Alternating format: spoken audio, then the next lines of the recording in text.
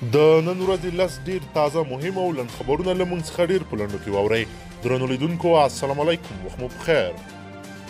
کابل په کابل کې چارواکو پریکړه کړې چې د کالیو ګنډلو د ویښتان د اصلاح کولو او ځینو نورو اړینو برخو کارکوونکو ته د ځانګړو شرایطو له مخې د کار د بیرته پیلولو اجازه ورکړې. نږدې یوه میاشت کېږي چې په کابل کې ګرځبندیز لګېدلی او د خوراکي توکو له دوکانونو پرته نور ټول کاروبار په ټپه درېدلی ده.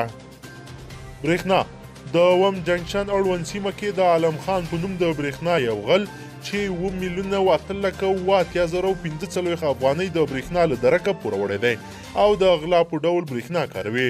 د وم جنکشن کارکوونکي ته یې د مرګ غواخ کړی ده. عالم خان د حاجي رحمت الله زوی چې خپل سره وسلواله هم لري ویلي دي چې برېښنا یې هیڅوک هم نشي پرې کولی.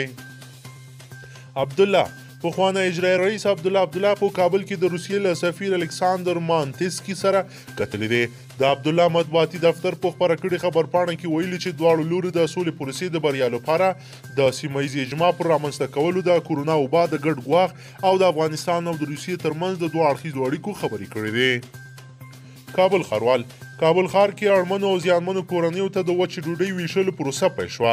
د کابل ښاروال داود سلطان زوی وایي چې په کابل ښار کې هغو 2500 اړمنو کورنیو ته چې د وچې ډوډۍ د ویش لړۍ پیل کړه چې له اقتصادي ستونزو سره مخ دي.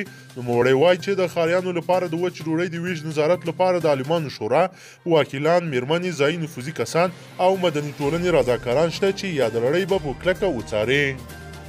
سدیس د حرمین شریفین د چارو عمومي مشر په راتلونکو څو ورځو کې د مسجد الحرام او مسجد النبی د بیا پرانستل کېدو خبر ورکړی ده.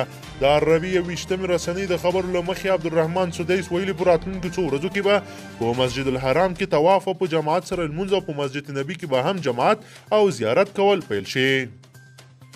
سکاټ میلر په افغانستان کې د ناټو امریکایي ځواکونو عمومي قوماندان جنرال سکاټ میلر ویلي دوی په ځلونو طالبانو ته ویلي چې له تاوتریخوالي لاس واخلي او د مذاکراتو لاره خپله کړې ده. په خبره که طالبان تاوتریخوالي ته ادامه ورکړي نو د دوی له لوري د ځواب انتظار هم وباسي.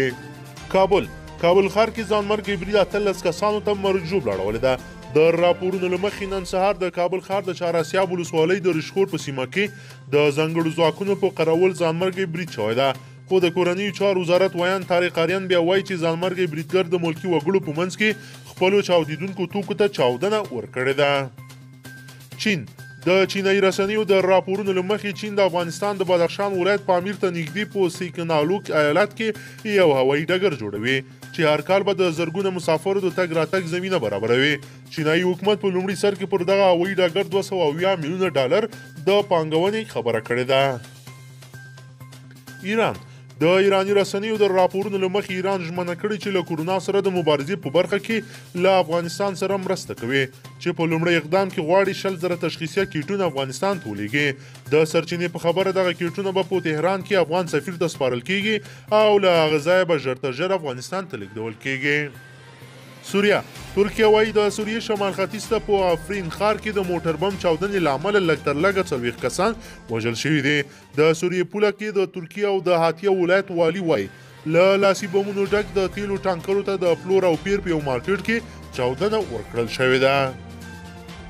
درنو لیدونکو که چیرې غواړئ چې ورته تازه او مهمو پیښو څخه ځان ډېر ژر په لنډو کې خبر کړئ زموږ چینل د سره سبسکرایب کړئ او ویډیو د سره حتما لایک کړئ. تر بلې ویډیو مو په لوی رب سپارمه.